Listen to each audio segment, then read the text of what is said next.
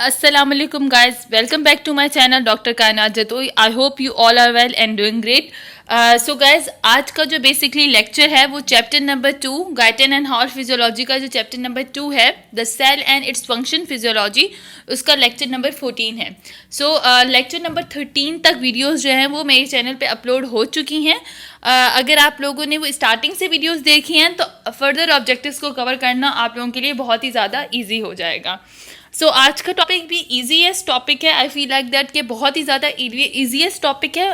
उसका main reason ये है कि ये सारी बातें जो मैं आज क्लियर करूँगी और जो बेसिकली यहाँ पे गाइटन ने डिस्क्राइब की हैं वो सब प्रीवियसली आप लोगों के साथ डिस्कस हो चुकी होंगी जो आप लोग इंटरमीडिएट लेवल तक, बट यहाँ पे थोड़ी डिटेल्स में डिस्क्राइब की गई हैं. डिटेल में कंपैरिजन है इन सब का, क्योंकि obviously Guyton and Hall physiology में अगर जो कोई पॉइंट शो किया गया है तो वो पॉइंट इम्पॉर्टेंट ही होगा आप लोगों के लिए.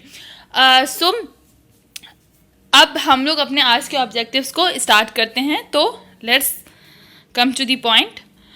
बेसिकली आज का जो हमारा टॉपिक है वो है comparison of the animal cell with pre cellular forms of life.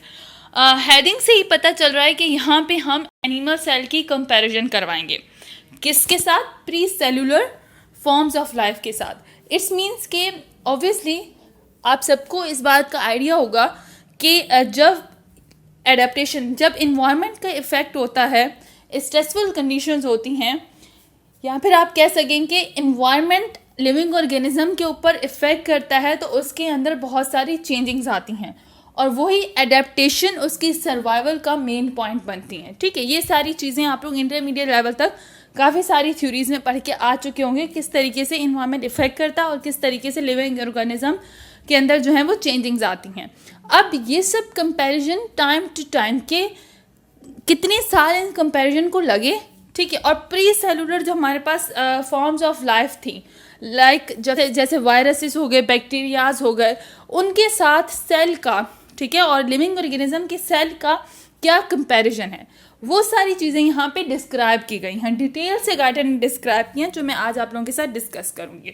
So start करते हैं. The cell is a complicated organism that required many hundreds of millions of years to develop after the earliest form of life. An organism similar to the present day virus first appear on earth. Okay, means के यहाँ पे वही बात कर रहा है कि काफ़ी ज़्यादा साल लगे हैं, ठीक है, जो भी हमारा सेल है लिविंग ऑर्गेनिज्म का, उसको डेवलप होने में, क्योंकि काफ़ी सारी चेंजिंग्स आती हैं. ठीक है, जिस तरीके से आज का एक सेल है, ठीक है, वो पहले वायरसेस के फॉर्म में लिविंग कहाँ पे, अर्थ पे डेवलप हुआ था. तो अब ये सारी चीज़ें कि किस तरीके से इनकी डेवलपमेंट हुई, किस तरीके से लिविंग ऑर्गेनिज्म को सालों लगे इस कॉम्प्लिकेटेड स्ट्रक्चर तक पहुँचने के लिए, वो सारे कंपैरिजन, उसमें क्या फिजियोलॉजिकल चेंजिंग्स आई, वो सारी डिस्कशन गाइटन ने की है. ठीक है, तो आगे चलते हैं.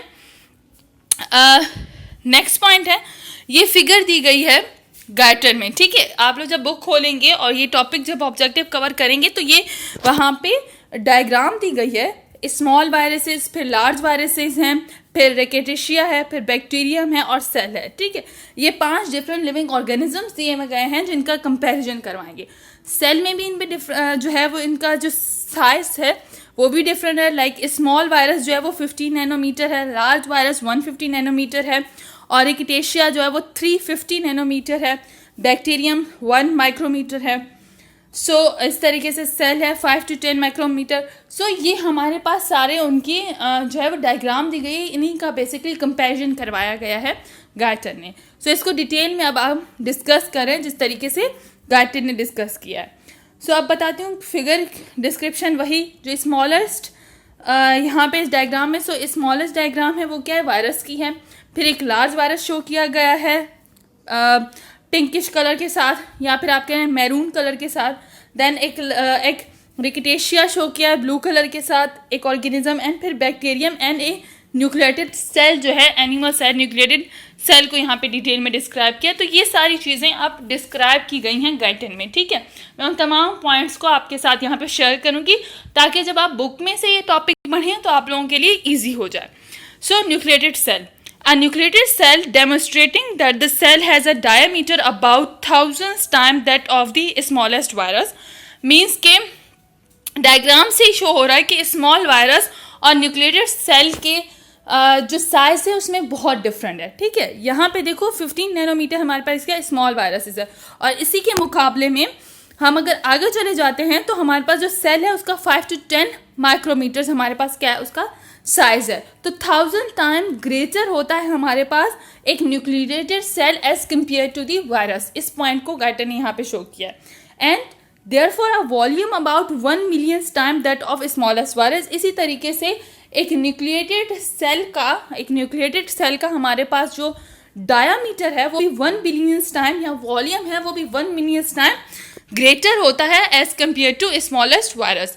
Correspondingly, the functions and anatomical organization of the cell are also far more complex than those of viruses. इसी तरीके से ऑब्वियसली जब इनके साइजेस में, डायामीटर्स में, वॉल्यूम्स में इतना फ़र्क है तो इनके फंक्शंस में भी फ़र्क होगा। इनका एनाटॉमिकल स्ट्रक्चर भी एक न्यूक्लिएटेड सेल का एज़ कम्पेयर टू वायरस बहुत ही ज़्यादा कॉम्प्लिकेटेड है। उसके अलावा उसके फिजियोलॉजिकल फंक्शंस भी बहुत ही ज़्यादा एडवांस हैं। ठीक है, सो इस तरीके से हमारे पास वायरस का और एक न्यूक्लिएटेड सेल का कंपैरिजन गाइटर ने शो किया है। आगे चलते हैं। The essential life-giving constituents of the small virus is nucleic acid embedded in a coat of protein. अच्छा, आप लोग वायरसेस के चैप्टर्स जो हैं वो इंटरमीडिएट में बहुत अच्छे से पढ़ के आ गए होंगे, वायरस का चैप्टर। ठीक है, आई थिंक कि डिफरेंट बुक्स में अगर सिंटैक्स बोर्ड की बात करते हैं तो उसमें फर्स्ट ईयर का आई गेस 5th या 6th चैप्टर होता था वायरस से रिलेटेड। तो उसमें भी जब आप MCQ सॉल्व करते हैं, यहाँ पे उसमें मेन पॉइंट होता है, तो आपको वहाँ भी बार बार बताया जाता है कि जो स्मॉल वायरस है उसके अंदर न्यूक्लिक एसिड जो होता है वो एक प्रोटीन कोड के अंदर क्या होता है, एम्बेडेड होता है। ठीक है, तो इसी पॉइंट को यहाँ पे वो डिस्कस कर रहा है कि जो इसेंशियल मतलब जिसकी बेसिस पे एक वायरसेस के लिविंग जो भी प्रोसेसेस हो रहे होते हैं वो उसके प्रोटीन कोड पे हो रहे होते हैं, जो कि न्यूक्लिक एसिड्स को क्या करता है, एम्बेड करता है अपने के साथ। ठीक है, तो उसका मतलब मेन उसका लाइफ का सर्वाइविंग जो एक प्रोसीजर कह रहे हैं वो किसके थ्रू हो रहा है, न्यूक्लिक एसिड के थ्रू। ठीक है, जो कि प्रोटीन कोड के अंदर एम्बेडेड है। This nucleic acid is composed of the same basic nucleic acid constitutes DNA और RNA found in mammalian cell and it is capable of reproducing itself under appropriate condition।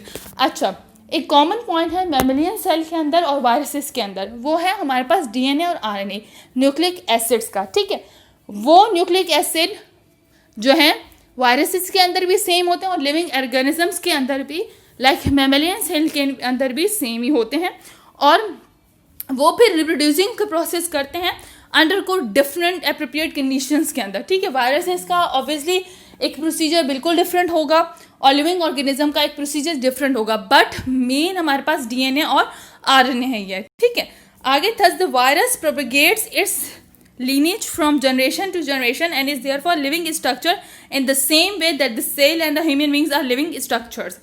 अच्छा, इसी तरीके से क्योंकि अब ये जीन्स की तरफ बात चली जाएगी। ठीक है, इसी तरीके से क्योंकि DNA और RNA की वजह से जेनेटिक मटेरियल जो है वो जनरेशन टू जनरेशन जो है वो ट्रांसफ़र हो रहे होते हैं। तो जिस तरीके से वायरसेस के अंदर जनरेशन टू जनरेशन में वो कैरेक्टरिस्टिक्स जो है वो ट्रांसफ़र हो रहे होते हैं, इसी तरीके से लिविंग ऑर्गेनिज्म में भी हो रहा होगा। क्यों? क्योंकि जेनेटिक मटेरियल बेसिकली कौन काम करता है, जीन्स काम करती है, मीन्स DNA और RNA का ये काम होता है, दोनों में सेम है। तो इट्स मीन्स के वही जनरेशन लिविंग ऑर्गेनिज्म की उन्हीं प्रोसेसेस के थ्रू सारी अपनी भी जेनेटिक मटेरियल जो है वो न्यू स्पीशीज़ में ट्रांसफ़र करती है। ठीक है, इस तरीके से वायरस भी सेम काम करता है। आगे चलते हैं।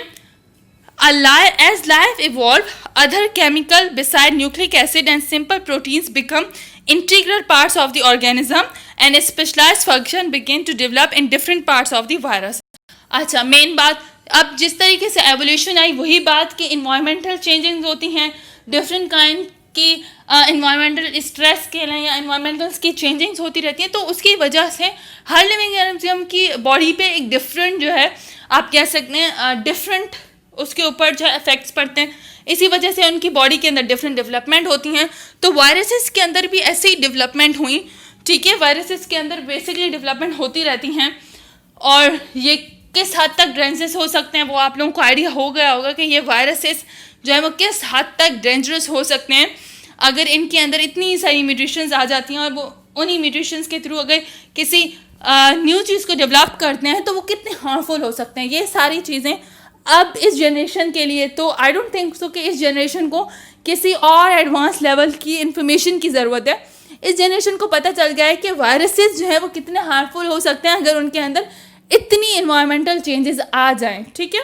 सो यहाँ पे वही बात कर रहा है कि टाइम टू टाइम उनके कुछ स्पेशलाइज फंक्शंस डेवलप होते हैं डिफरेंट पार्ट्स ऑफ वायरसेस में, ठीक है। जैसे इन्वायरमेंट इवॉल्व होता है, अब वो कोई भी रीज़न हो सकता है उस इन्वायरमेंट के एवोल्यूशन का, बहुत सारे सर्कमस्टांसेस होते हैं, इन्वायरमेंटल फैक्टर हो सकता है या कुछ और भी लॉजिक्स हो सकती हैं।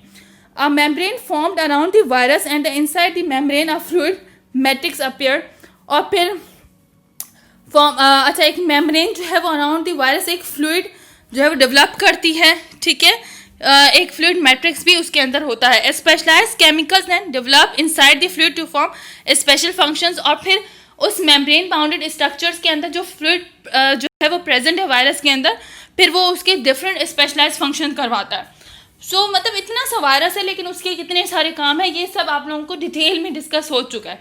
मीन्स कि उसके अंदर सेल मेम्ब्रेन होती है, उसी की अपनी मेम्ब्रेन होती है, मेम्ब्रेन फॉर्म अराउंड वायरस बन जाती है, ठीक है। और उसी के अंदर मेम्ब्रेन फ्लूइड मैट्रिक्स होता है और उसी मैट्रिक्स के अंदर जो फ्लूइड होता है वो स्पेशल टाइप्स के केमिकल्स से मिलके बना हुआ होता है और वो स्पेशल फंक्शंस परफॉर्म करता है। अब वो स्पेशल फंक्शन लिविंग ऑर्गेनिज्म को किस तरीके से इंसर्ट करते हैं कि किसी बॉडी का उन वायरसेस के साथ इंटैक्ट हो जाए। तो अब तो आप लोगों को पता चल गया होगा कि ये वायरसेस किस तरीके से इफेक्ट करते हैं लिविंग ऑर्गेनिज्म को। सो बी अवेयर गाइस। आगे चलते हैं। Many protein enzymes appear that were capable of catalyzing chemical reaction and therefore determine the organism activities। अच्छा, इनमें बहुत सारे प्रोटीन्स एंजाइम्स होते हैं, ठीक है, जो कि कैपेबल होते हैं catalyse chemical reaction and determine the organism activities. मतलब इन्हीं के अंदर डिफरेंट किस्म के जो है वो केमिकल रिएक्शंस होते हैं और उनके लिए कौन रिस्पॉन्सिबल होता है, प्रोटीन एंजाइम्स रिस्पॉन्सिबल होते हैं। और फिर वही उस ऑर्गेनिज्म के करेक्टरिस्टिक्स या उसके फंक्शंस को डिस्क्राइब करते हैं। In still later stage of life particularly in the rickettsial and bacterial stages organisms develop inside the organelles develop inside the organism representing physical structure of chemical aggregates that perform function in a more efficient manner that can be achieved by dispersed chemicals throughout the fluid matrix। अच्छा, इसमें सिर्फ यही बताने की कोशिश की है कि जो ऑर्गेनेल्स होते हैं लिविंग ऑर्गेनिजम्स के अंदर वो किस तरीके से जो है वो बैक्टीरियम हो या फिर कोई और ऑर्गेनिज्म हो, उनके अंदर वो जो फ्लूइड होता है उसके अंदर जो केमिकल्स वगैरह होते हैं वो किस तरीके से जो है इन ऑर्गेनेल्स के थ्रू रिस्पॉन्ड करते हैं और अपने केमिकल एक्शंस को परफॉर्म करते हैं, ठीक है। आगे चलते हैं। Finally in the nucleated cell still more complex organelles develop the most important of which is the nuclear receptor. और इस तरीके से एवोल्यूशन होती गई, ठीक है। प्रोटीन एंजाइम जैसे ऐड हुए, फिर वो फ्लूइड मैट्रिक्स वगैरह ऐड हुआ।